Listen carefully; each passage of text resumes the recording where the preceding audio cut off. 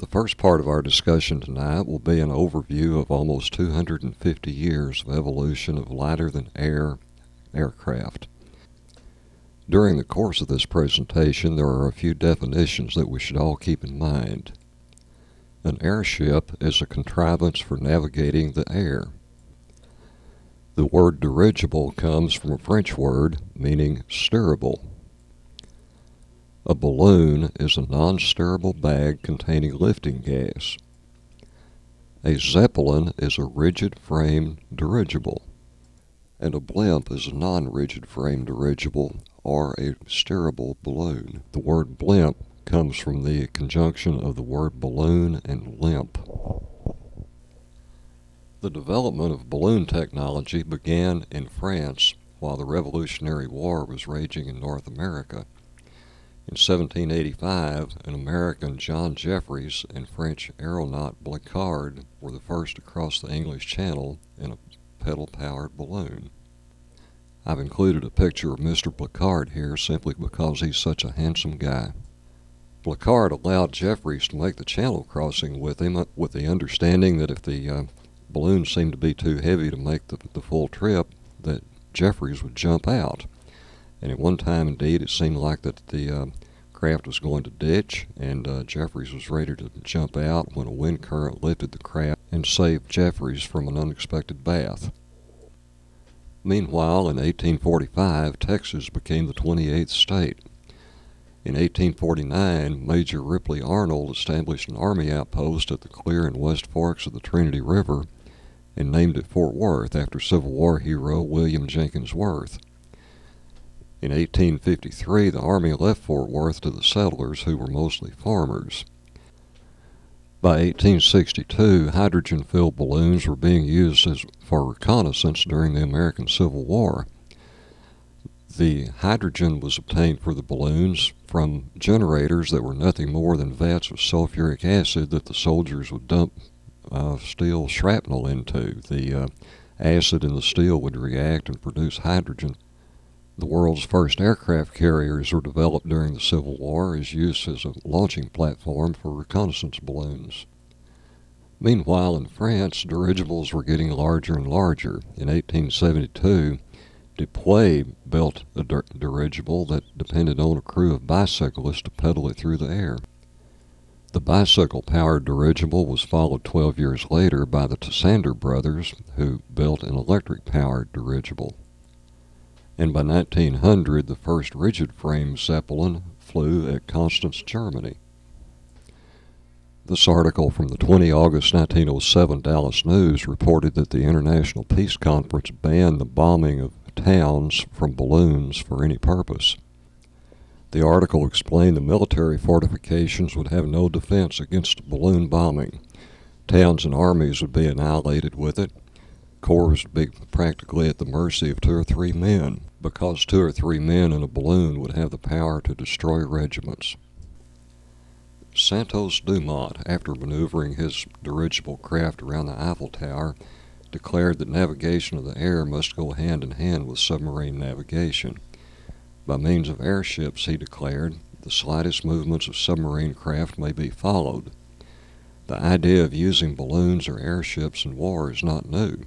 It is said that one of the earliest victories of the French Revolution was won by means of observations taken from a balloon, and this wonderful invention was then only 7 years old. Napoleon III used war balloons at Solferino. They appeared in the Civil and Spanish-American Wars of this country. England used them in South Africa, and Japan had them as early as her war with China. Napoleon gave a series of balloon ascensions in Egypt in order to play on the credulity of the natives, and Gambetta escaped by this means during the siege of Paris. The inherent dangers of lighter-than-air craft were foretold in this clipping from January 1909 from the Dallas News that tells of Count Zeppelin of Germany making a record flight in his airship from Friedrichshafen to Mayence, more than 250 miles, and returned as far as Easterdingen, but his balloon was destroyed by an explosion and fire the very next day. On July 28, 1914, Austria declared war on Serbia. 4 days later, on August the 1st, Germany declared war on Russia. Great Britain then declared war on Germany on August the 4th, and 2 days after that, Austria-Hungary declared war on Russia. 4 days later, on August the 10th, France declared war on Austria-Hungary, and Great Britain declared war on Austria-Hungary on August the 12th. On May the 23rd, 1915, Italy declared war on Austria. The United States entered the war in April of 1917. The First World War was well underway. During that first year of the World War, there were 22 million soldiers under arms in Europe, and of that number, nearly 8 million were either dead or wounded by the end of the first year. To understand just how dangerous ballooning was, we'll see it demonstrated very explicitly in these few clips from a British documentary, Blood in the Air, World War I in Color. The idea of aerial reconnaissance had come about in the mid-19th century with hot air balloons. And for most of the war, balloonatics, as the British called them, continued to be used as spotters from the air. But the gas-filled balloon became an easy target for enemy attackers.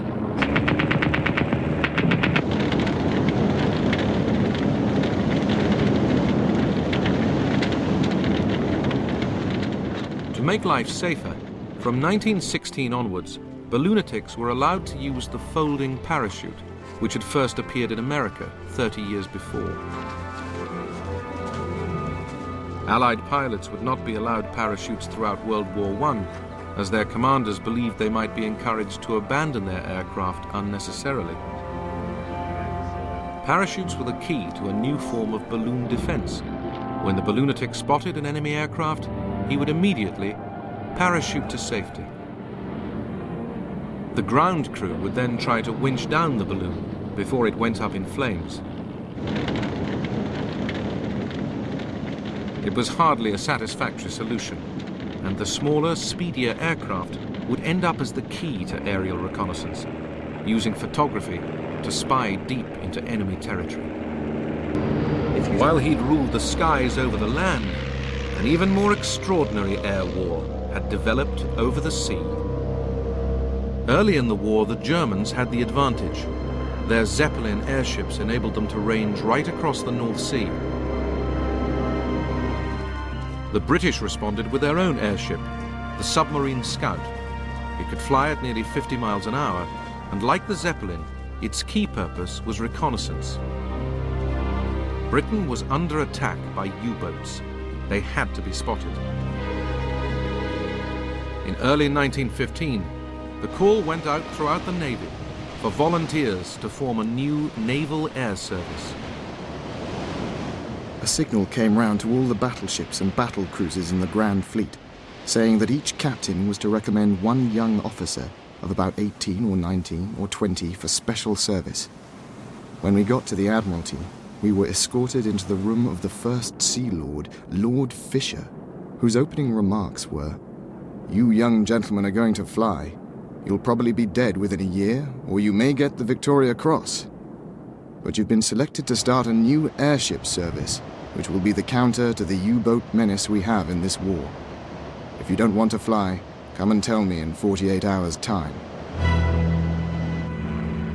Few hesitated to join up and fly high. To fly a ship on a nice day was a really delightful experience. One felt the air was entirely one's own. You could go where you liked within the ship's range, fly at what height you liked, what speed you liked.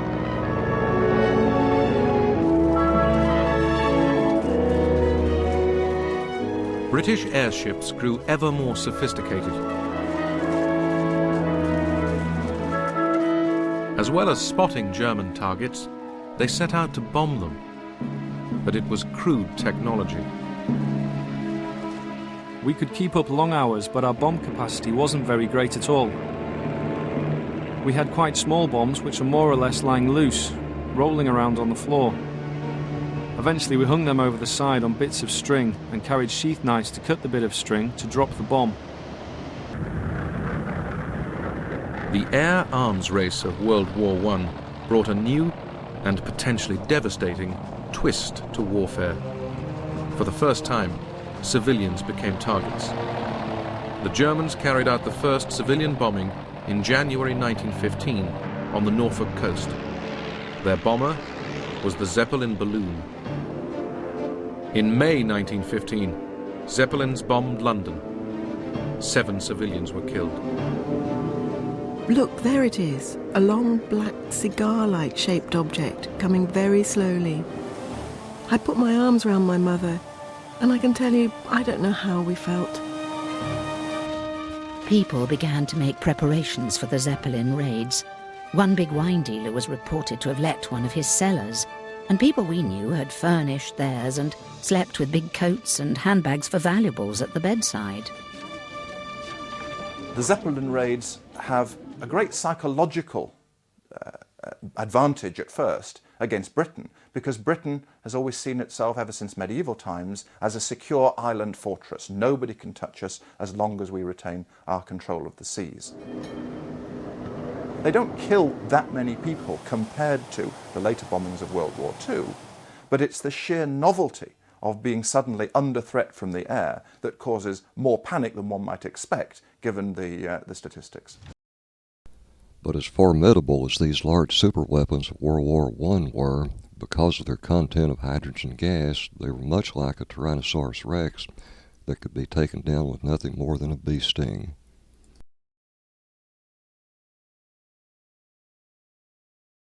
And now for some very brief glimpses of airships that developed during and after World War I.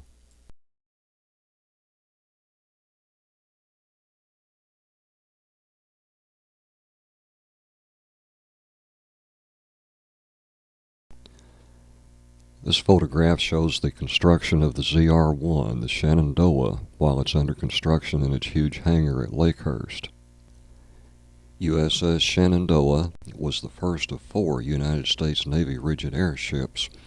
It was built in 1922 and 23 at Lakehurst Naval Air Station and first flew in September 1923. It made the first crossing of North America by airship.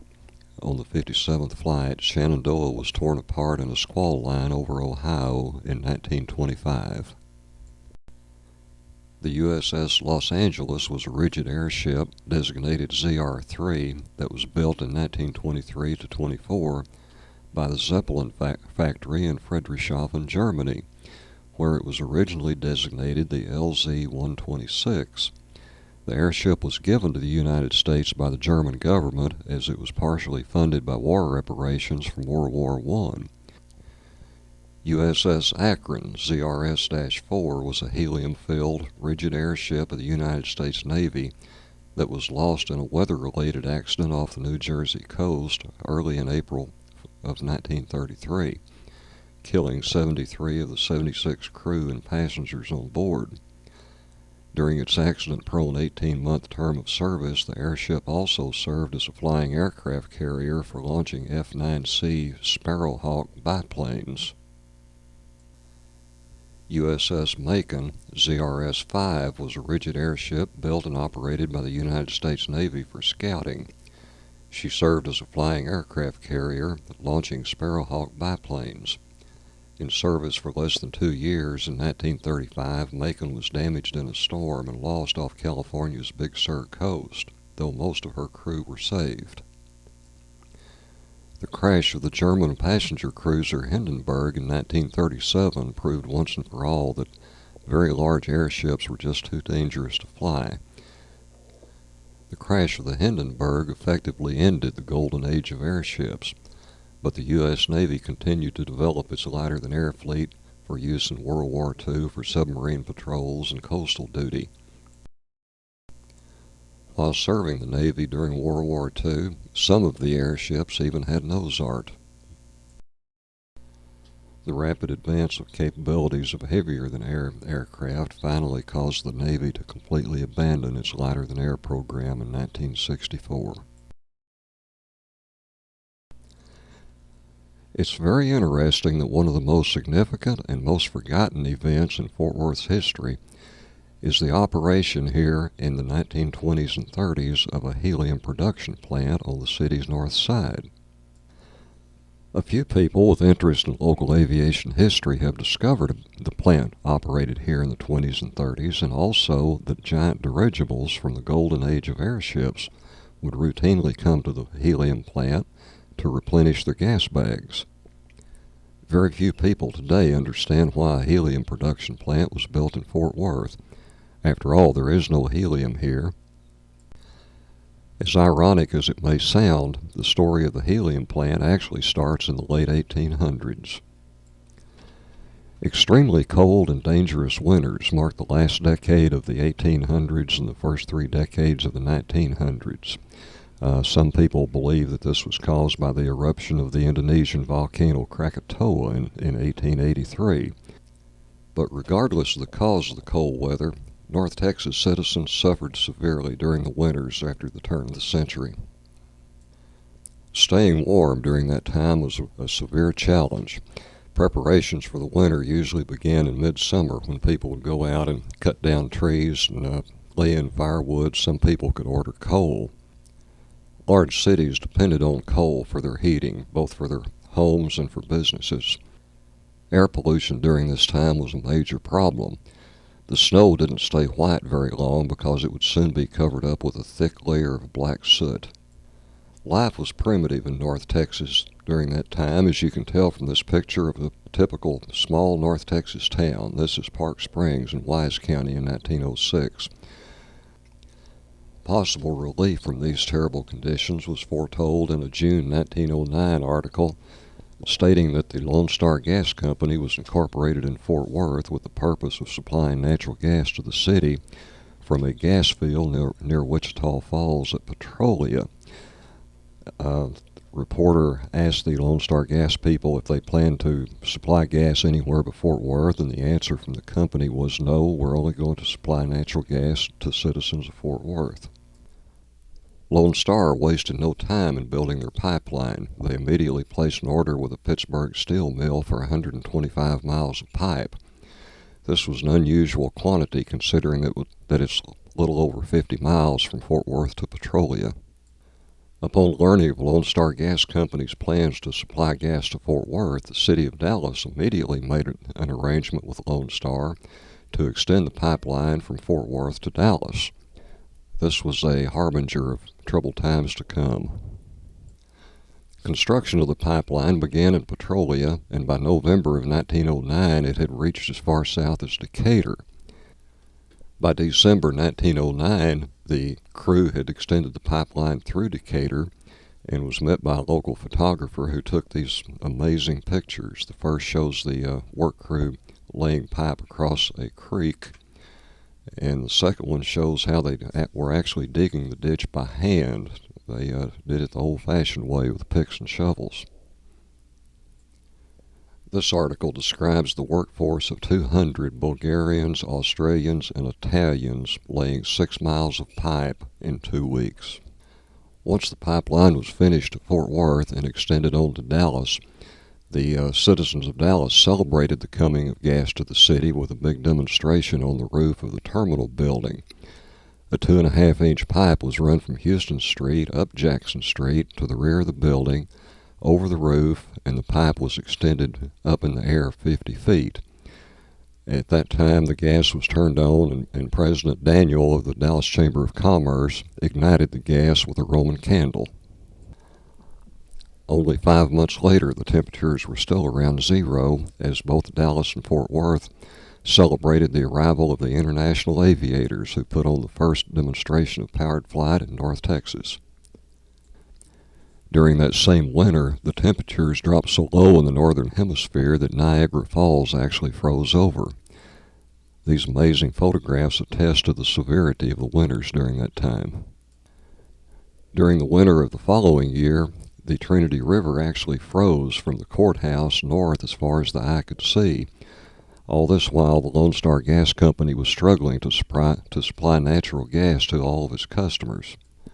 Regardless of Lone Star's inability to provide sufficient gas for Fort Worth and Dallas, Lone Star began providing gas to small towns along the route of the Petrolia pipeline. With the cold winters continuing and with gas curtailments becoming even more common, it soon became apparent that Lone Star would have to install an additional pipeline from Petrolia to fill its needs. It was hoped that the new pipeline would provide enough gas for Montague County, Cook County, Grayson County, Denton County, and on into Irving, where it would help to boost the pressure in Dallas's natural gas mains. However, this was simply not meant to be. In January of 1916, an engineer's report revealed that the Petrolia gas field is nearing depletion. The report stated that alternate sources of gas must be obtained within 1 year, and that gas from Oklahoma gas fields are being considered. On 13 August 1916, an engineer for Lone Star Gas determined that industrial users must locate an alternate supply of fuel by October the 1st. He said the gas cannot last much longer for the domestic consumer and will be utterly inadequate for an industrial supply. The Petrolia field by this pressure alone indicates an early exhaustion. With homes and businesses now converted to natural gas, all of North Texas was facing a crisis of monumental proportions. The spring thaw of 1917 had hardly begun when on the 3rd of April, President Woodrow Wilson asked Congress for a declaration of war against Germany and for an army of 500,000 men. And surprisingly, only 3 days later, it was announced in the newspapers that the war preparations are nearly complete, and that the nation's actual and potential resources have never before been equaled, and the country is ready for the worst. Infantry training bases were quickly established across the United States, and by 6 June of 1917, recruits were learning the fine art of hand-to-hand combat at Camp Bowie in Fort Worth. And by July, the Army was searching for places to build aviation cadet training fields. Supplies of petroleum nationwide became a serious problem during World War I, and armed soldiers were assigned to guard refineries. And then on 20 December 1917, a very small article appeared in local papers stating that the government is building a chemical plant near North Fort Worth. The small article said the government is building near North Fort Worth a chemical plant, the nature of which is not made public, except that in the process certain substances are required that are found in natural gas. The gas being supplied to Fort Worth has been found to be very suitable for this purpose, so Fort Worth has been selected as the site for such a plant. The Lone Star Gas Company is cooperating with the government by holding in abeyance some of their plans for gas supply in this territory and by devoting some of their facilities to government use. Officials in charge of the project declined to be quoted regarding it. All public discussions of the chemical plant suddenly ceased. And then on 13 July 1918, Lone Star Gas General Manager F.M. Ledge assured a reporter of an abundant supply of gas during the coming year. One can only wonder, with all the problems Lone Star has had supplying gas from the time that they began business, how can they be sure of this promise? 1 month later, the Lone Star Gas Company announced that it would be moving its headquarters to Dallas. This move was designed to help them prepare for anticipated business in East Texas. On October 2, 1918, F.M. Legg of the Lone Star Gas Company traveled to Washington to assist government officials in receiving bids for the construction of a pipeline between Petrolia and the northern edge of Fort Worth. The U.S. government paid Lone Star Gas $2 million to build the new pipeline from Petrolia to Fort Worth. Lone Star Gas paid an independent contractor $850,000 to perform the job. The contractor finished the job using government-supplied pipe and convict labor. It is not known for sure how much Lone Star paid the government for the waste gas from the helium extraction process. 99% of the gas used by the plant was waste and was disposed of in Lone Star's gas system. On October 31, 1918, Second Lieutenant Edwin Frederick Hermans was relieved from duty at the Hicks Field Aviation Cadet Training Base and was appointed Assistant Officer in charge of the argon gas plant at North Fort Worth. And then in December of 1918, a small article appeared discussing the chemical plant in North Fort Worth that simply said the government will be building a plant to extract argon. Argon is simply a common welding gas, and it is assumed that the government chose this description to prevent people from knowing what the true function of the chemical plant would be. World War I ended 1 year and 7 months after the United States became involved in it. Training camps were closed and soldiers were furloughed, but the Army and Navy continued to operate the Helium plant at North Fort Worth. An announcement was made in Washington of the signing of a contract involving the expenditure of approximately $4 million on a pipeline from the gas fields of West Texas to a point midway between Dallas and Fort Worth. The contract was signed by Secretary of the Navy Joseph Daniels and Fred M. Legg of Dallas, Vice President of the Lone Star Gas Company. In the contract, the Lone Star Gas Company agrees to reduce the amount of natural gas taken from its Petrolia, Texas gas field, thereby conserving the gas to permit the government to extract helium therefrom for use in balloons and rigid dirigibles. It was on that day in January 1919 that the economic and industrial transformation of North Texas began. This is the cover from a Fort Worth Chamber of Commerce publication printed in 1919. The cover shows a map detailing the gas pipelines from all major fields north and west of Fort Worth. This rapid expansion in petroleum processing and transportation was a direct result of the helium plant. During World War II in 1941, when Consolidated Aircraft was searching for a city in which to build a bomber assembly plant, an abundant local fuel supply was one of the primary requirements that Consolidated was searching for.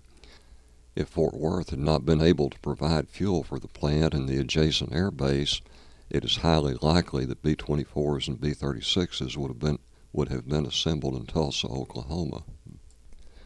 This artist sketch of the proposed helium plant appeared in the March 23, 1919 issue of the Fort Worth Star-Telegram. And this is a very early photograph showing the helium plant under construction.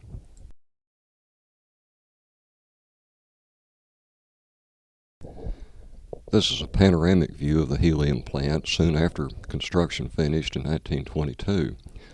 The view is from an elevated position near Meacham Boulevard and east of Blue Mountain Road, possibly from atop a telegraph pole. Center of the photo is toward the southeast in the Jarvis Mansion. The plant was built on land bought from the Jarvis estate. This view is to the southeast with the plant's water well tower in the center and part of the chilling facility in the foreground. Looking farther south, the plant's warehouse area is in the background, and the foreground is part of the chiller assembly that we saw in the previous photo. And these are storage tanks in the foreground, possibly for natural gas or helium. This view is to the south-southeast, showing one of the main extraction buildings in the foreground, and in the far background on top of a hill is the Jarvis Mansion. This is a closer view at the only photograph known of the Fort Worth pioneer, Mr. Jarvis, who sold the land to the government to build the helium plant on. And we can ignore this caption because the view is actually south-southwest toward the administration building. Notice the administration building's water tank is not yet mounted on its tower. And this view is to the west-southwest, showing the main entrance to the plant on Blue Mountain Road. Beyond that are storage tanks for petroleum, and out in the background is the Trinity Portland Cement Company. In between those two is where Meacham Field is today. This article from the 22 July 1921 Fort Worth Star-Telegram tells of the closing of an experimental helium plant at Petrolia, and that the Navy will continue to operate the Fort Worth plant. It should be noted there was more than one helium plant during World War I, but those plants are beyond the scope of this discussion. And this is an aerial view of the helium plant a few years later, after the plant had matured and new facilities were added. There were 2 experimental plants on the facility, and both of those were north of the main production plant and adjacent to what is now Meacham Boulevard. One of the experimental plants was used solely to investigate new methods of extracting helium from natural gas for facilities such as the one at Petrolia. The second experimental plant was used to investigate the basic physics of noble gases such as neon, helium, argon, and so on. This interior view of one of the extraction buildings shows some remarkably modern appearing equipment for the 1919s, 1920s. These tanks are cryogenic coolers, where natural gas was chilled down to where it would turn liquid and the helium would rise to the top as a gas, and the gas would be vented off and stored elsewhere. The extracted helium would then go into more cryogenic systems where they would be further purified. Only 5 months later, the temperatures were again around the zero mark as both Dallas and Fort Worth welcomed the international aviators to perform. And a close-up view of the same equipment. And still another view showing more of the equipment in the plant. And this is an interior view of the plant's infirmary. The infirmary was staffed by Navy personnel and had what was in 1923 some of the most modern medical equipment available. Hanging on the door were United States Navy issued gas masks and respirators. Atop the wash basin on a little pedestal is a device to administer ether for anesthesia. And here is an even closer view of the respiration equipment hanging on the inside of the door. And this view of the storage cabinet shows to be well stocked with first aid supplies. Included on the shelves are washed sulfur, Epsom salts, tincture of iodine, Q-tips, gauze bandages, and a glass funnel. And this view shows 2 Navy scientists hard at work inside one of the experimental labs. There were 2 experimental labs at the Fort Worth plant. One lab was to develop new and more efficient methods of extraction. The other was to study the nature of helium and to develop new applications of the gas. Here, Navy scientists investigate the high voltage properties and lighting characteristics of this mysterious noble gas. Experiments conducted in the lab relied on the technologies of the era. Here can be seen a Model T Ford ignition coil that was used as a source of high voltage.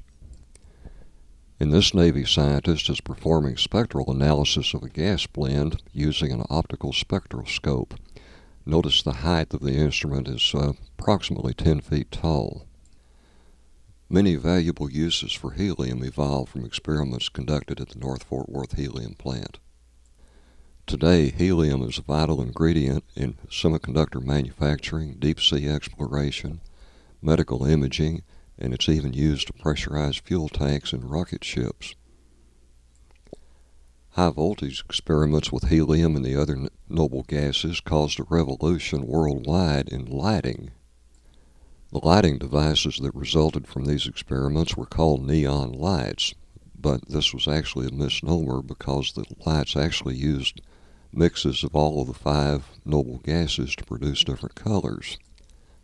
Neon lighting soon found its way into advertising, and soon worldwide the cities were awash at night with the glow of neon lights.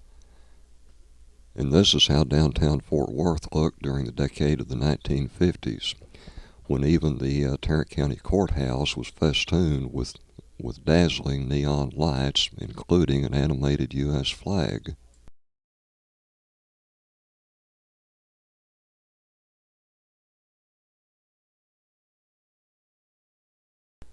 The animated neon flag offended some people who soon complained enough that they finally got all of the neon lights removed from top of the courthouse.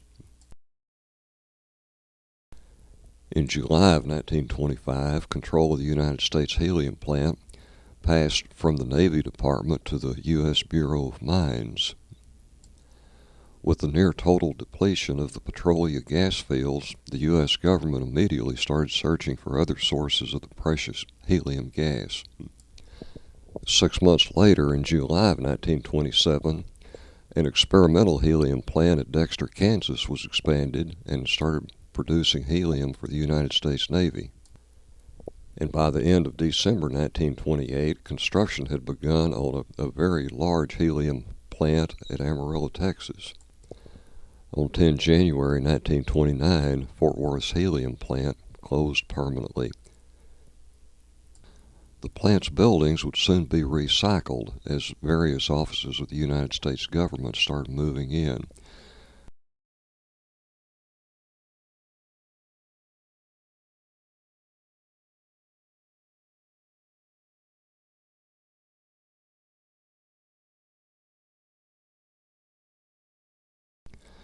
In May of 2006, local developer Richard Hand, that's Richard on the right in this photograph, bought the helium plant.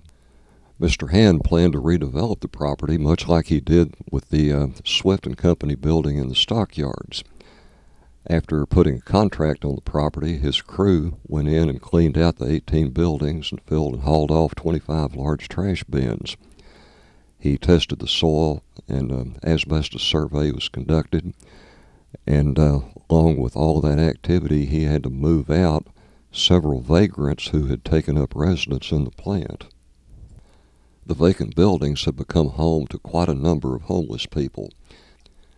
These two pictures graphically show the residue that was left behind by the homeless people who had taken up residence in the administration building.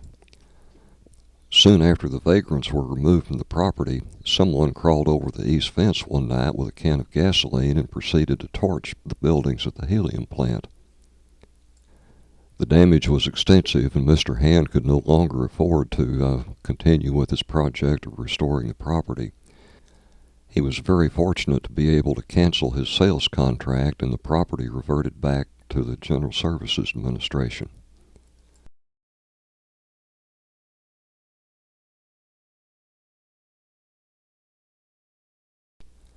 On June 17, 1923, the Bureau of Mines placed orders for $140,000 worth of improvements and machinery for the helium plant.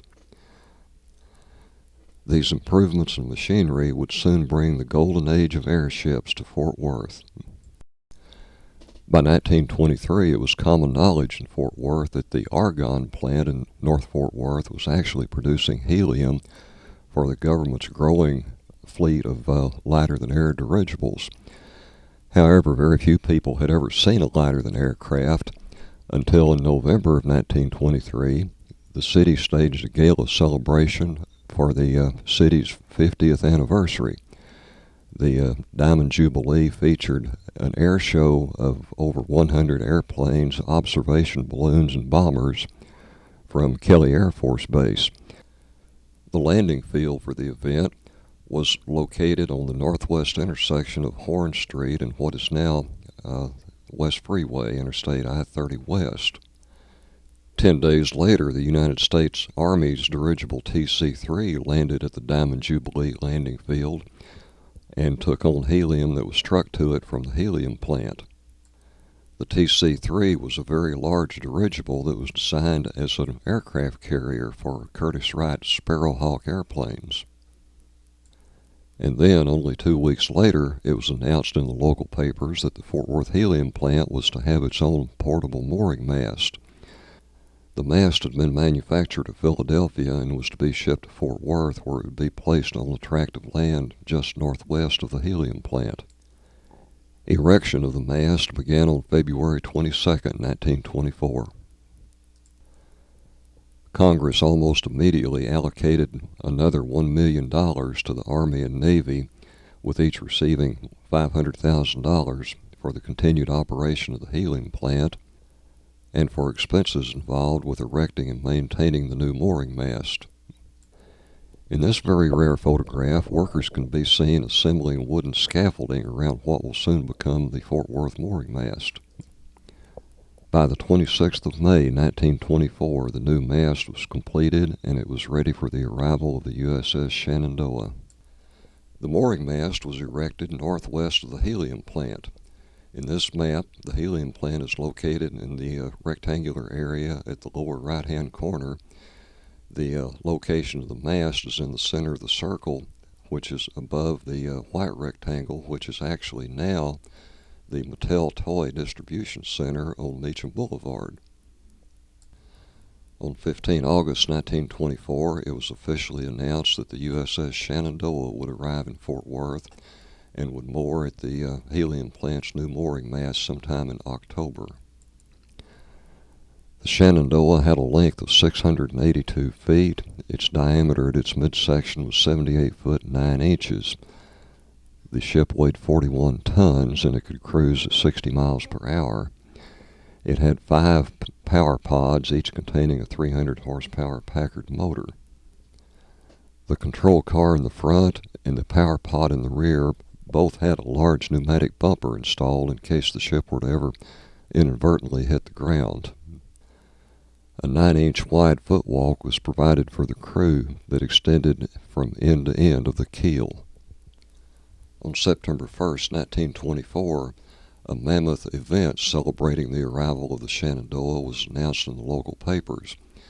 The announcement said that when the crew of the Shenandoah makes the big ship fast to the mooring mast at the United States Helium plant, they will be greeted with a mammoth celebration sponsored by all civic organizations of Fort Worth. On 13 September 1924, it was announced that the Shenandoah would stop again in Fort Worth during the return leg of its trip back to Lakehurst, New Jersey. A roaring crowd, whose estimated numbers exceeded 20,000, greeted the Shenandoah. 20,000 people were more than who lived in Tarrant County at that time. The Shenandoah remained at mast overnight while it took on helium and supplies.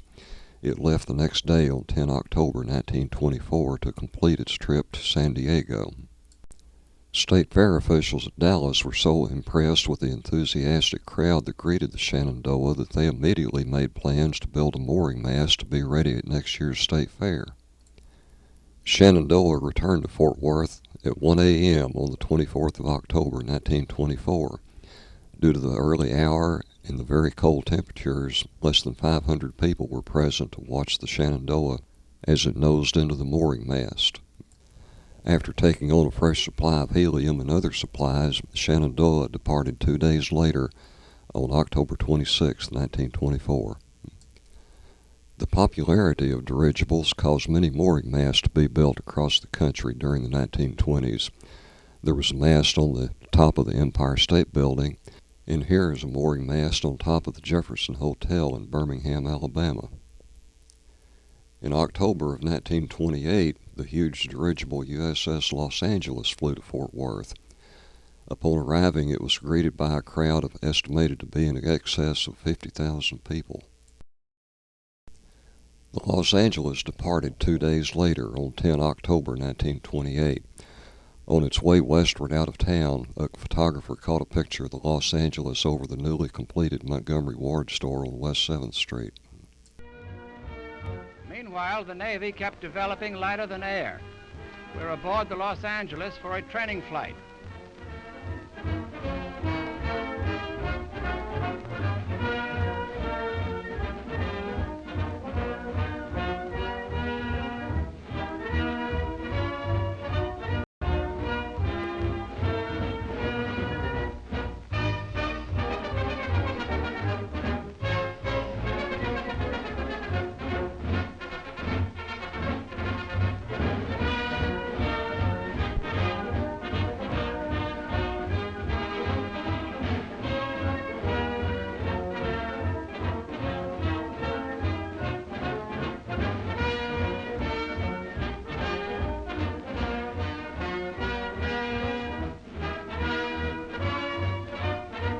Here is the sky version of the flying trapeze for hooking on planes.